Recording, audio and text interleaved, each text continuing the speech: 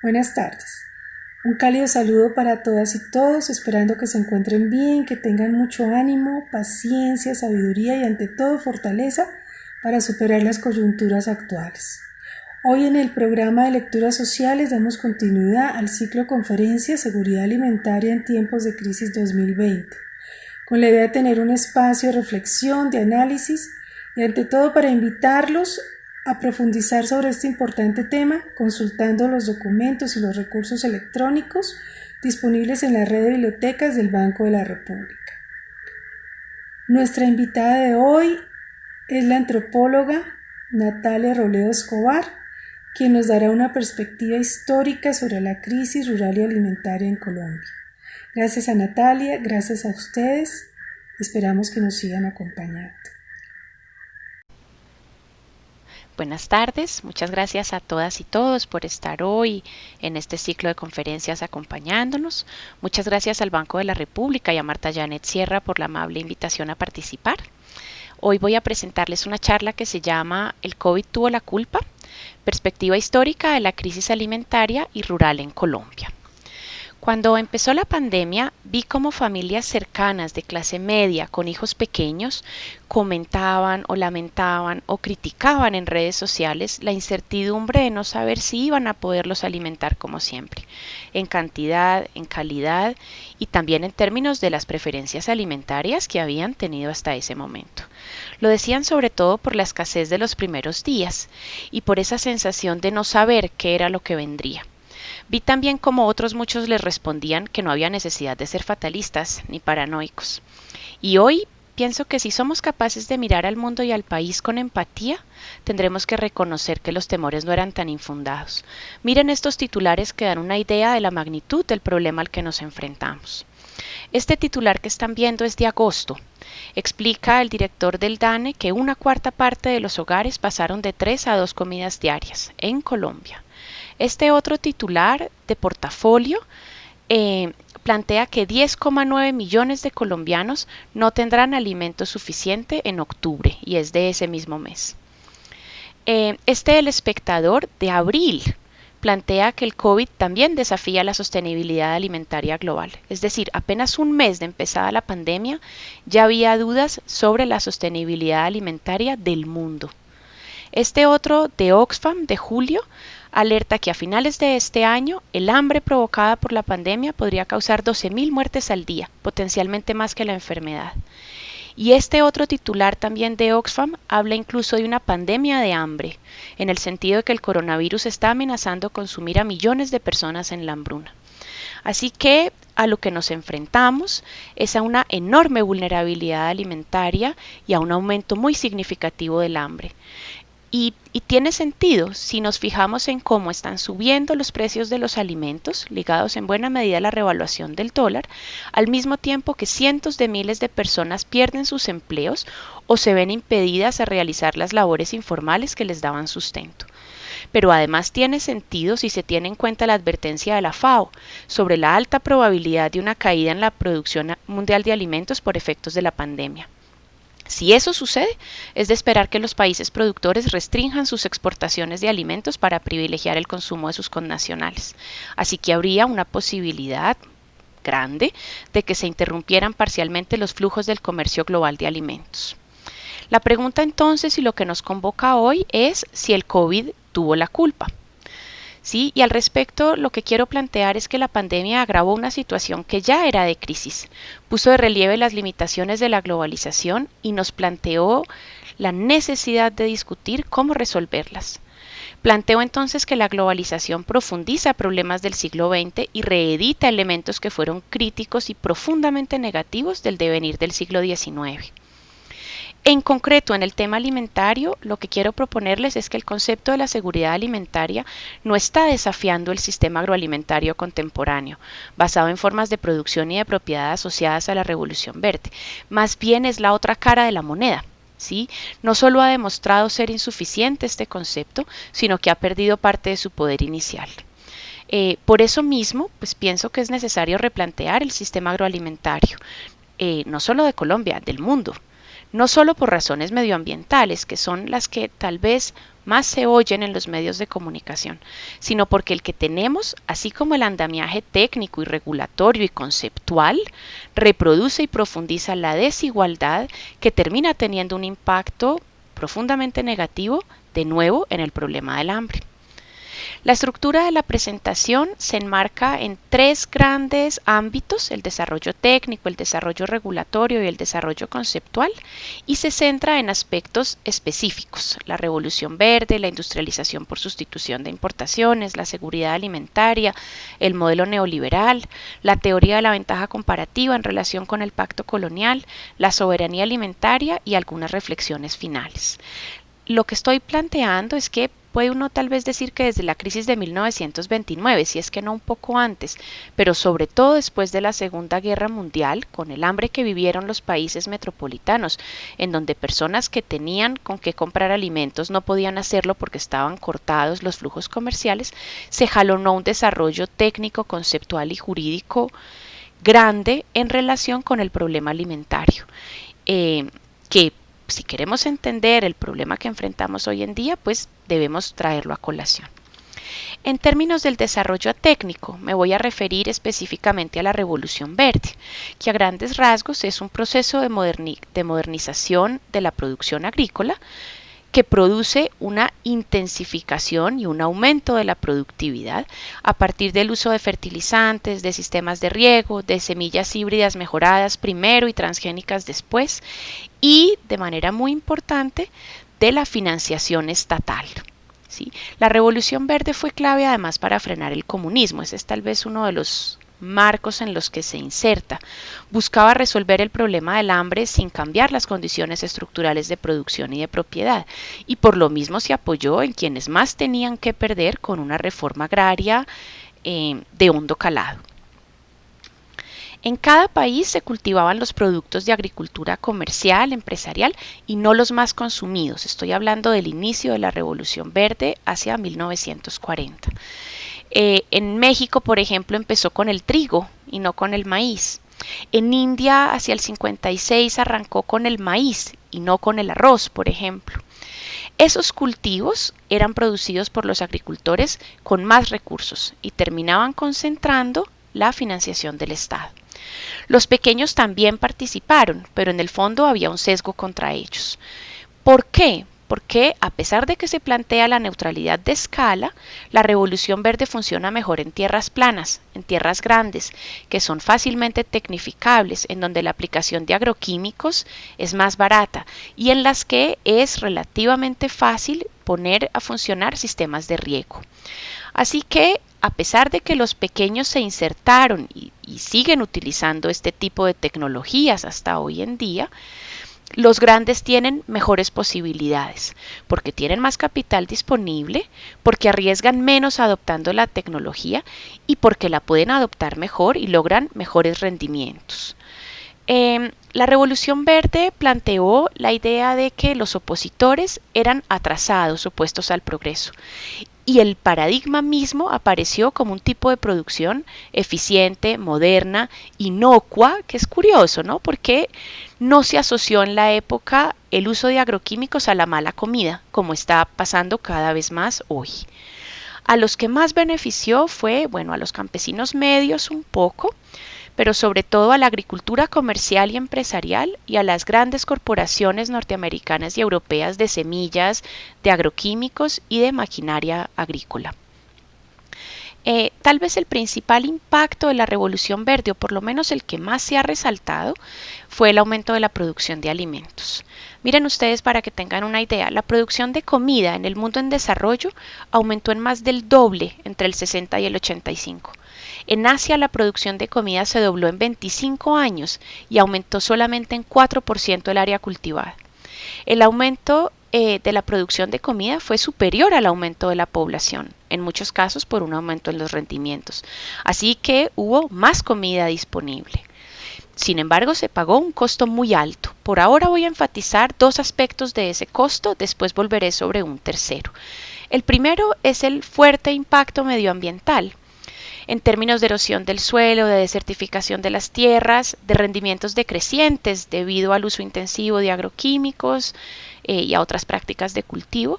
Y el segundo costo es el impacto en la salud, ¿sí? En términos básicamente de la intoxicación de las personas involucradas, sobre todo en la producción, pero también en el consumo.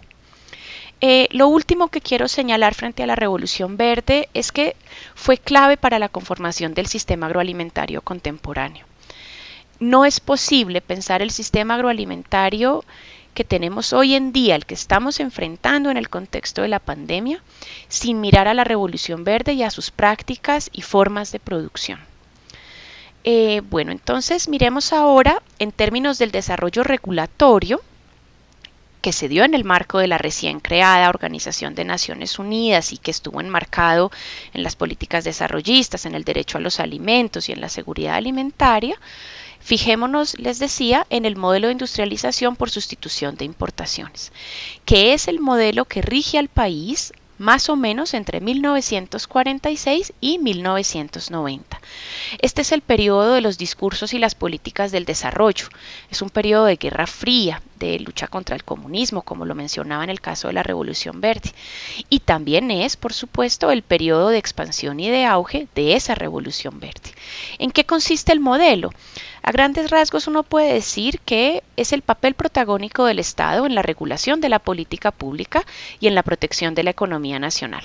Y esto se hace con créditos extranjeros condicionados, particularmente de organismos multilaterales de crédito, ¿no? Lo que se conoce como la ayuda económica extranjera. Se pretendía fomentar la industrialización nacional a partir de una disminución que fuera progresiva de las importaciones de bienes transformados. Y para eso la agricultura tenía un papel pasivo, tenía que ser subsidiaria de la industria. ¿En qué consistían esos subsidios? Por una parte, la agricultura proveía mano de obra para la industria urbana. Estos son años de grandes migraciones rurales urbanas. Por otra parte, tenía que proveer materias primas y alimentos baratos, que mantuvieran los salarios bajos y la inflación también en niveles bajos.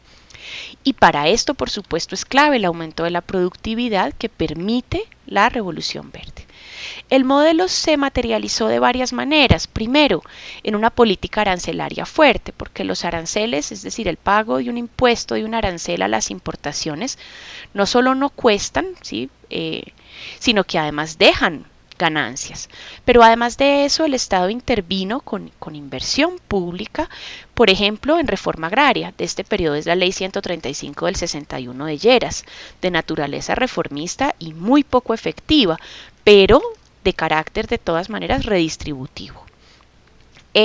También se materializó esa intervención del Estado en el control de cambios, en la garantía de compra de las cosechas, en apoyos y subsidios estatales a la adquisición de insumos, en precios de sustentación, en el crédito de fomento, en ciencia y tecnología pública orientada a la investigación agropecuaria, en proyectos de adecuación de tierras, en crédito supervisado y quiero señalar también el desarrollo rural integrado. Tanto el crédito supervisado que arrancó en el 64 como el desarrollo rural integrado que arrancó unos años más tarde hicieron énfasis en la adaptación de paquetes tecnológicos tipo Revolución Verde. Buscaron, por ejemplo, reemplazar los cultivos en asocio por monocultivos, especializar la producción en algunos productos alimenticios. Y terminaron siendo claves para abrir el mercado de agroquímicos producidos por los monopolios de los Estados Unidos. Entonces, es bastante seguro afirmar que el modelo de industrialización por sustitución de importaciones corrió de la mano de la Revolución Verde. Varias de sus medidas se apoyaron en la Revolución Verde o fueron funcionales a esta.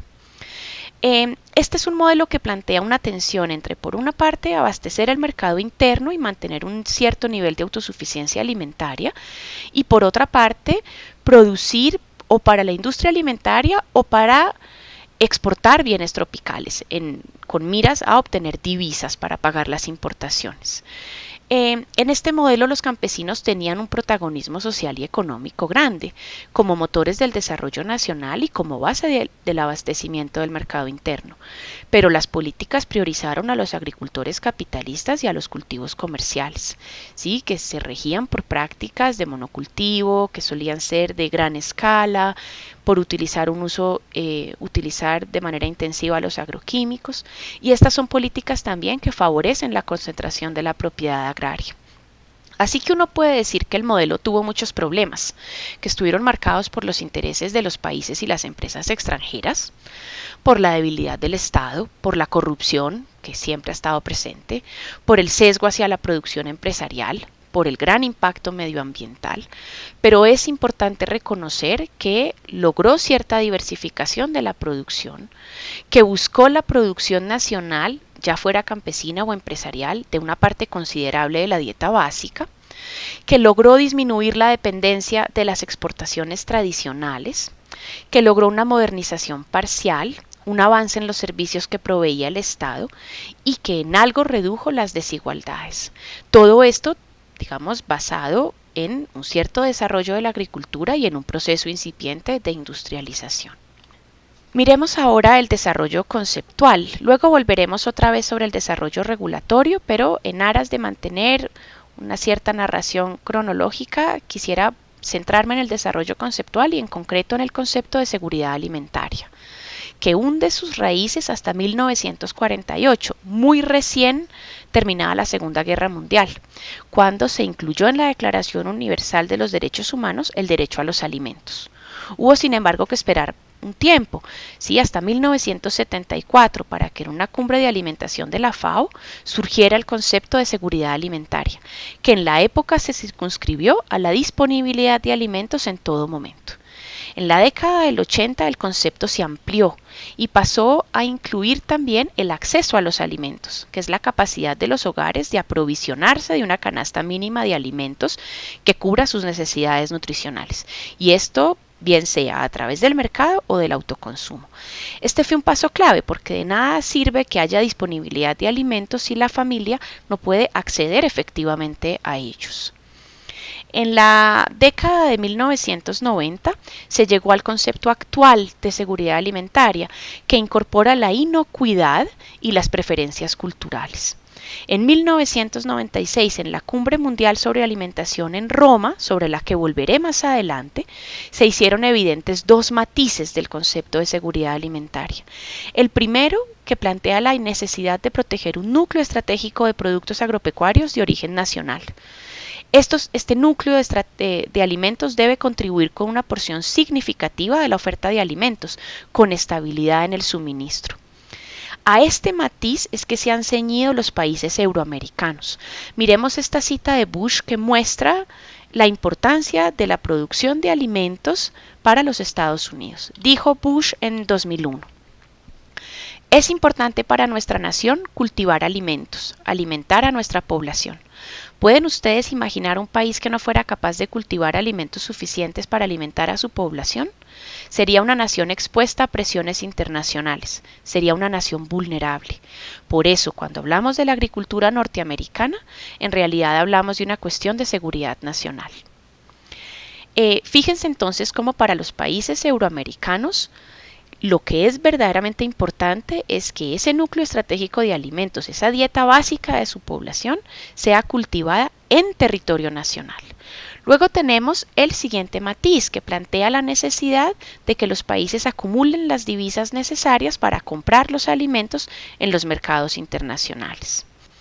Así que a lo que nos enfrentamos es a que mientras los países euroamericanos están planteando la seguridad alimentaria como una cuestión de seguridad nacional, países como Colombia la están planteando como una cuestión de mercado. Lo que tenemos en Colombia en este momento es el reflejo del cambio de paradigma, ¿verdad?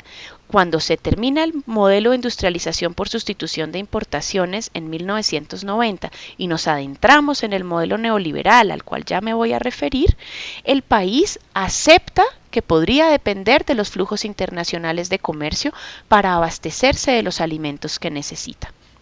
De esa manera, entonces, Lo que termina siendo Colombia es un poco seguir la máxima de haz lo que te digo y no lo que hago, ¿verdad? Porque los países metropolitanos euroamericanos están sugiriendo este segundo matiz, pero no lo están aplicando en sus respectivos casos.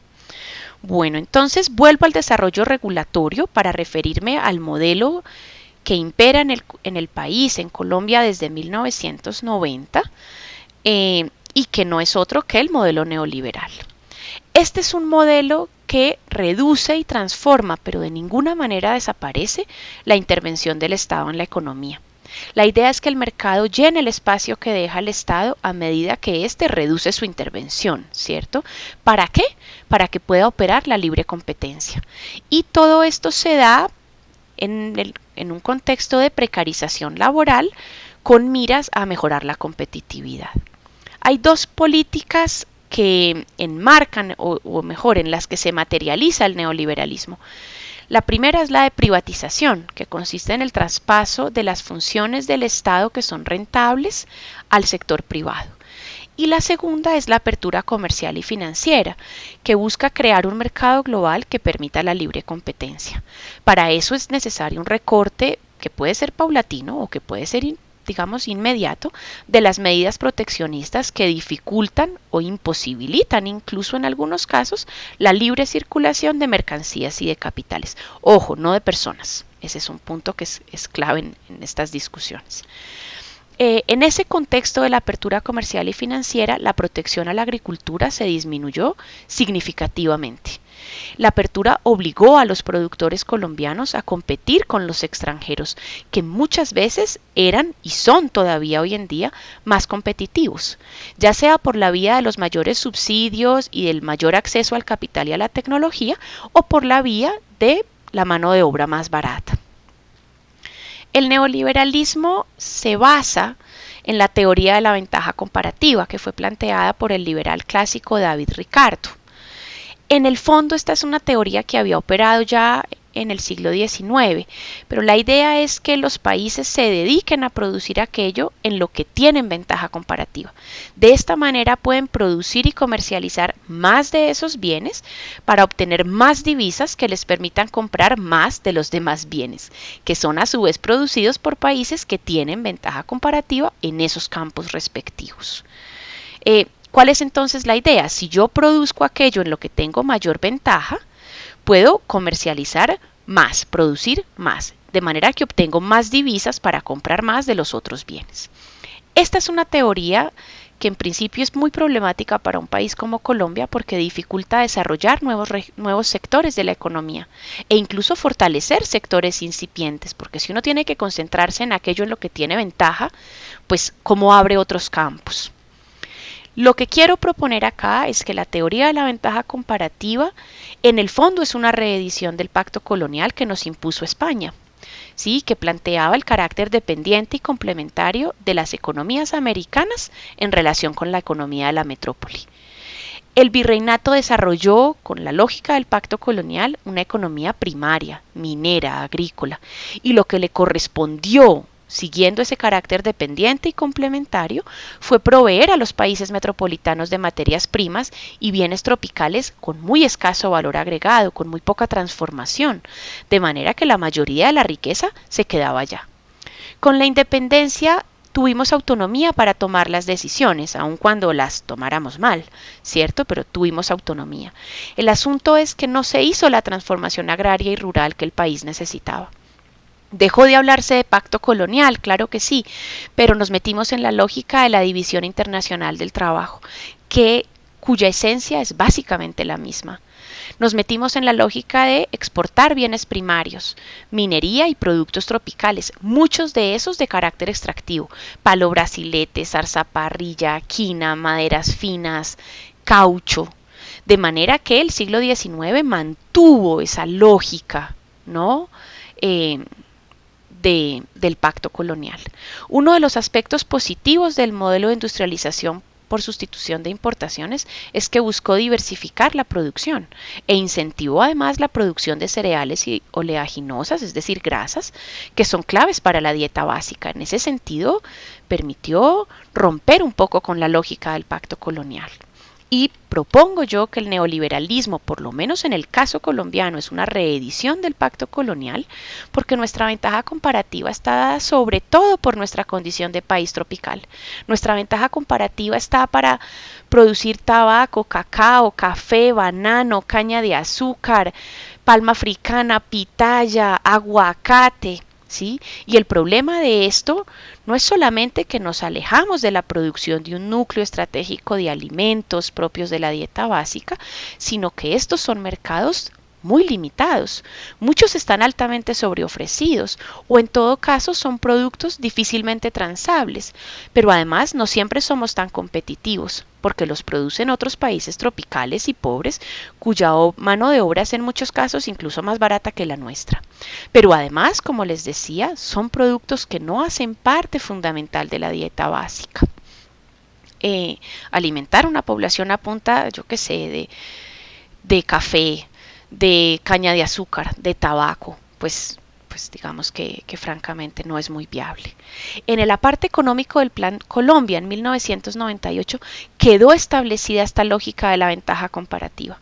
Ese Plan Colombia dice, y leo entre comillas, el sector agropecuario ha sufrido graves impactos ya que la producción de algunos cereales tales como el trigo, el maíz, la cebada y otros productos básicos como soya, algodón y sorgo han resultado poco competitivos en los mercados internacionales.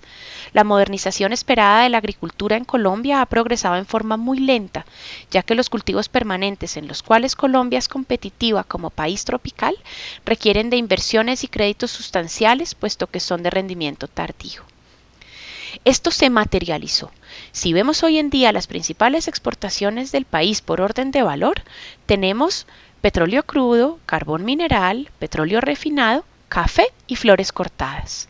Lo que tenemos entonces es una economía primaria exportadora, que a la vez es importadora de productos manufacturados y que cada vez es más dependiente de las importaciones de alimentos. En la práctica, con el modelo neoliberal, no nos están prohibiendo producir nada. Lo que pasa es que quedamos marginados por las características de los mercados globales y por las condiciones de la competencia. Volvamos otra vez entonces al desarrollo conceptual, ¿verdad? En este intento por mantener un poco una narración de carácter cronológico.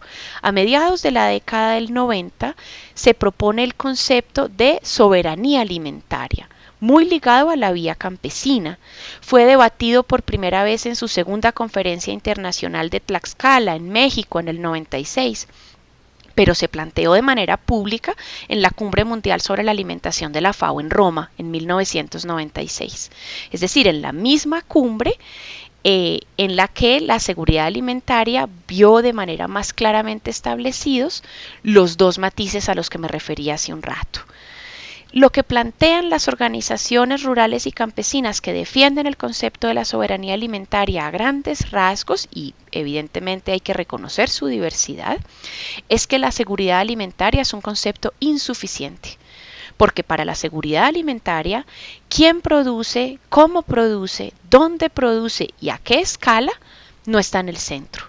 La seguridad alimentaria no desafía el sistema agroalimentario contemporáneo, como les decía al inicio, que está basado en formas de producción y de propiedad asociadas a la revolución verde, de gran escala, con un uso intensivo de agroquímicos, altamente tecnificadas, utilizando sistemas de riego, formas de producción finalmente industriales y empresariales. Para quienes defienden el concepto de la soberanía alimentaria, la seguridad alimentaria no desafía el sistema agroalimentario, sino que es más bien la otra cara de la moneda. La declaración original de 1996 de la Vía Campesina en la Cumbre Mundial sobre la Alimentación de Roma define que la soberanía alimentaria es el derecho de cada nación a mantener y desarrollar su propia capacidad de producir sus alimentos básicos, respetando la diversidad productiva y cultural. Dice, tenemos derecho a producir nuestros propios alimentos en nuestro territorio. La soberanía alimentaria es una condición previa para una verdadera seguridad alimentaria. Tenemos acá entonces por lo menos dos añadidos claves.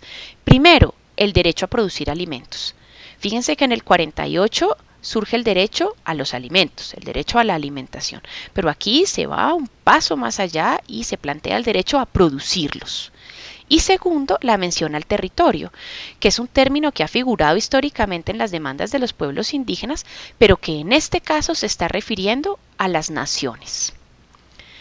En la Declaración para la Soberanía Alimentaria de 2007, la soberanía se redujo a los pueblos. Dice así: la soberanía alimentaria es el derecho de los pueblos a alimentos nutritivos y culturalmente adecuados, accesibles, producidos de forma sostenible y ecológica, y su derecho a decidir su propio sistema alimentario y productivo. Se perfilan entonces aquí ideas y prácticas relacionadas con las redes alimentarias alternativas y con la localización de las economías como una defensa frente a la globalización. Algunos van un poco más lejos porque recuerden que estamos hablando de muchas organizaciones rurales y campesinas que defienden el concepto y que no son homogéneas. Hay puntos en los que tienen disensos. Entonces, algunas reclaman la protección arancelaria e incluso el fin de los acuerdos internacionales de comercio y de las instituciones financieras que en su concepto interfieren tanto con la soberanía como con la sostenibilidad de los sistemas alimentarios. Para la soberanía alimentaria, entonces, sí es clave establecer y discutir quién produce, cómo produce, en qué escala produce y dónde se produce y se consume. Para los defensores de este concepto es necesario corregir los sesgos en contra de la producción de pequeña y mediana escala, ¿sí? Llevada a cabo sobre todo por campesinos, por indígenas y por afrodescendientes.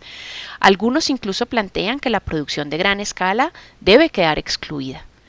Es fundamental también superar la revolución verde y sus prácticas y formas de producción asociadas. Y es necesario también producir y consumir tan localmente como sea posible. Esto es clave no solo por razones medioambientales y sociales, sino porque apunta a un asunto de fondo. Me refiero a que la revolución verde aumentó la producción de alimentos, eso ya lo sabemos, pero aumentó también la desigualdad, que por supuesto agudiza el problema del hambre. Y este es el tercer costo al que me iba a referir. Al comienzo les hablé de dos, me faltaba un tercero. Es el enorme aumento en la desigualdad social que generó, que propició la revolución verde. ¿Por qué? Porque aumentó la dependencia, primero, de semillas, de insumos agroquímicos, de maquinaria agrícola importada, y con eso la dependencia de las grandes corporaciones, de los estados metropolitanos, de los organismos multilaterales de crédito, que son orientadores de la política a partir de créditos condicionados. Pero también porque ha concentrado la riqueza en pocas manos, ha aumentado el precio de la tierra por encima de los salarios y, en consecuencia, la concentración de la tierra. La Revolución Verde también jalonó procesos de despojo de las tierras de un montón de personas, a quienes hizo más hambrientas. Como resultado de este aumento en la desigualdad, que no voy a decir que es únicamente culpa de la Revolución Verde, pero en la que ésta sí jugó un papel importante, se incumplieron todas las metas establecidas en la Cumbre de Alimentación de la FAO de Roma del 96. En esa cumbre se propuso que al llegar al 2015 se hubiera reducido a la mitad el número total de personas con hambre, que en ese entonces era de 800 millones. Esto no se logró ni remotamente. El hambre, de hecho, no ha cedido en el mundo. El secretario general de la ONU, Antonio Guterres, propuso hace cosa de un mes que hay alimentos más que suficientes en el mundo para alimentar a nuestra población de 7.800 millones de personas, pero que a la fecha hay 820 millones de personas con hambre. Hay además unos 144 millones de niños menores de 5 años con retraso en el crecimiento. Eso es más de 1 de cada 5 niños en todo el mundo.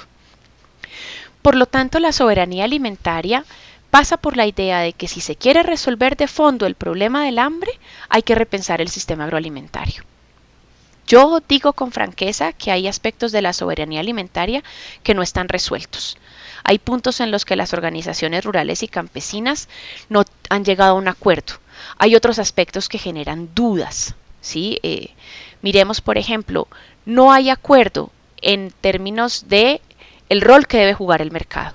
La mayoría plantea que la comida no es solo una mercancía, pero no está claro qué rol debe jugar. No hay acuerdo en el papel del comercio de larga distancia, ¿sí? del comercio internacional. Y no hay acuerdo en si la reducción de los llamados alimentos kilométricos debe ser parcial o total y qué tanto debe ratificarse la idea del consumo local y de temporada, es decir, el consumo que se colige con la estación del año. Esto aplica para los países con estaciones.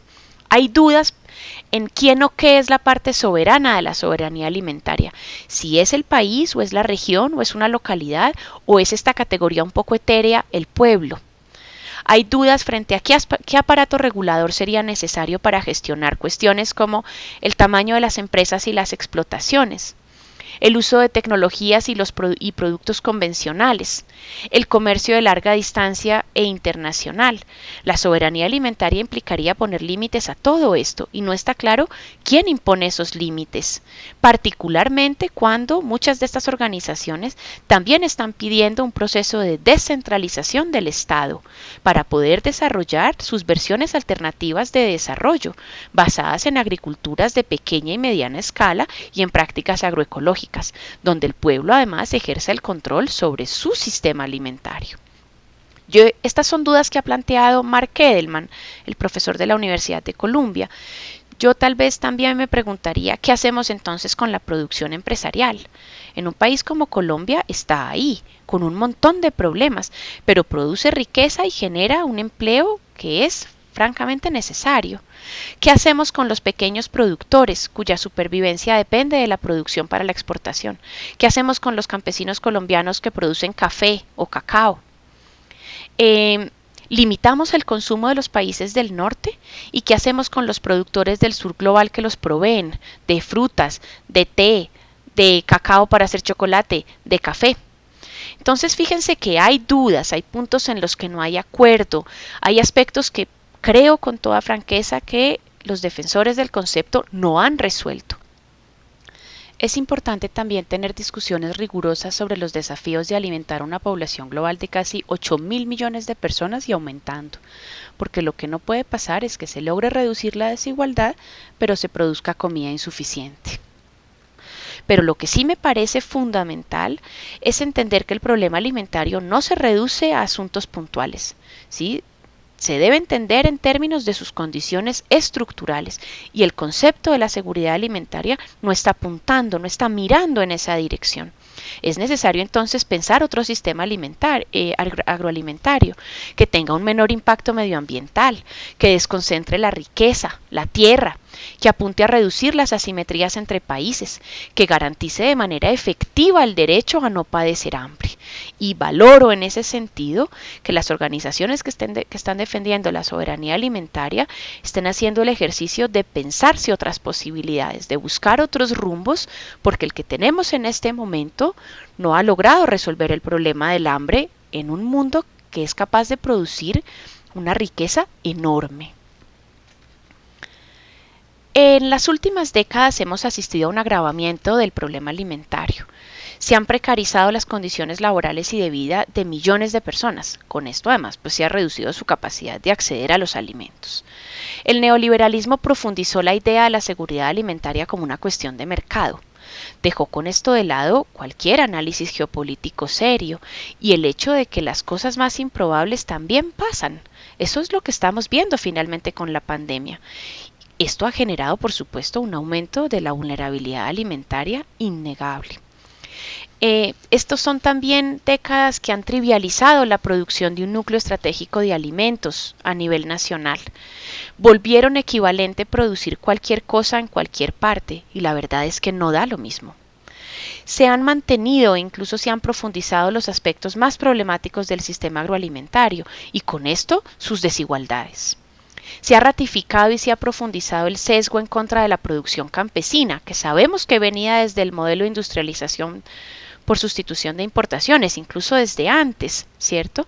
Pero se ha ratificado y se ha profundizado este sesgo por las condiciones de competencia que impone el modelo neoliberal, con un apoyo del Estado súper insuficiente y cada vez menor, con productores extranjeros altamente subsidiados, pasando incluso por encima de los lineamientos de la Organización Mundial del Comercio, y dada la escala global a la que busca operar, en la cual tener vínculos con el gran capital pues da muchos réditos.